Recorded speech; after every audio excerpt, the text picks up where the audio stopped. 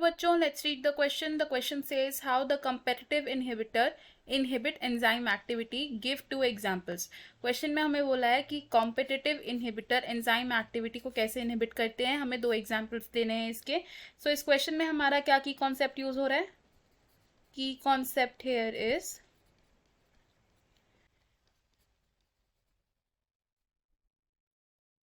inhibition of enzyme activity. तो जो enzyme होता है, एंजाइम के पास एक ऐसी स्पेसिफिक साइट होती है जहाँ सिर्फ सबस्ट्रेट अटैच कर सकता है, और इस साइट को हम क्या कहते हैं? This site is called active site of enzyme. अब कभी कभी इस एक्टिव साइट को एक इनहिबिटर ब्लॉक कर देता है, जिससे कि जो एंजाइम एक्टिविटी है वो वहीं रुक जाती है. तो इनहिबिटर क्या करता है? इनहिबिटर क्या करेगा? Blocks enzyme activity. और इस मैकेनिज्म को हम क्या बोलते हैं? This is called enzyme inhibition.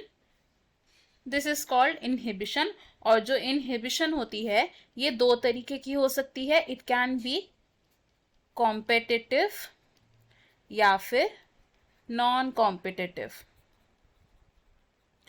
हम बात करेंगे इस क्वेश्चन में कॉम्पिटिटिव इनहिबिशन की. तो कॉम्पिटिटिव इनहिबिशन होता है एक तरीके का रिवर्सिबल इनहिबिशन. और इस इनहिबिशन में क्या होता है कि जो हमारा इनहिबिटर होता है ये एक्टिव साइट पर बाइंड कर लेता है. Inhibitor binds to active site. Active site.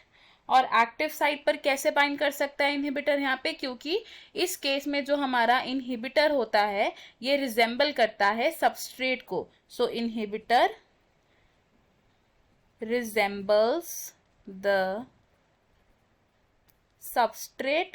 अब जब इनहिबिटर एक्टिव साइट पर सबस्ट्रेट की जगह बाइंड हो जाएगा तो क्या करेगा? ये सबस्ट्रेट की बाइंडिंग को रोक देगा, प्रिवेंट्स या फिर ब्लॉक्स द सबस्ट्रेट बाइंडिंग.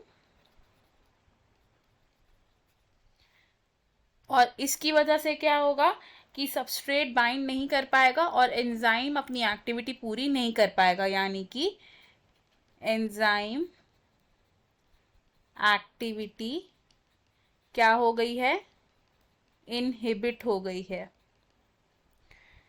अगर डायग्रामेटिकली समझे कॉम्पिटिटिव एंजाइम इनहिबिशन को, तो लेट्स से ये क्या है? हमारा एक एंजाइम है जिसकी ये एक्टिव साइट है. अब इस एंजाइम के लिए हमारे पास ये क्या है? This is the substrate and this is the inhibitor. तो हम क्या देख रहे हैं कि इनहिबिटर और सबस्ट्रेट रिजेंबल कर रहे हैं एक दूसरे को. तो अब क्या होगा कि इनहिबिटर बाइंड कर लेगा सबस्ट्रेट की जगह पर एंजाइम से, और क्या फॉर्म करेगा? एक इनहिबिटर एंजाइम कॉम्प्लेक्स फॉर्म होगा. यहां पर क्या हुआ? Inhibitor binds. अब इनहिबिटर ने बाइंड किया तो जो हमारा सबस्ट्रेट था वो बाइंड नहीं कर पाएगा, और एंजाइम की जो एक्टिविटी थी वो वहीं पर ब्लॉक हो जाएगी. अगर एग्जाम्पल देखें तो कॉम्पिटिटिव इनहिबिशन के एग्जाम्पल्स क्या क्या होते हैं? First example can be malonate. क्या है? एक इनहिबिटर है जो सक्सीनिक डीहाइड्रोजनेज की एक्टिव साइट को ब्लॉक कर देता है. तो मैलोनेट क्या है? इट इज एन इनहिबिटर जो क्या करता है? Blocks active site of succinic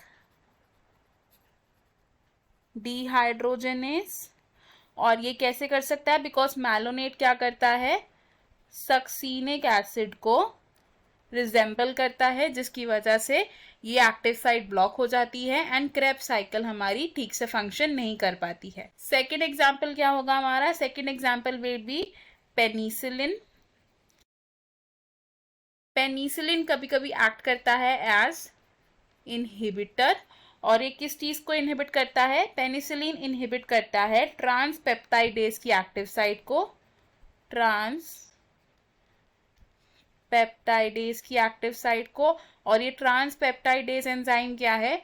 ये एंजाइम जरूरी है for the biosynthesis of bacterial cell wall, for bacterial cell wall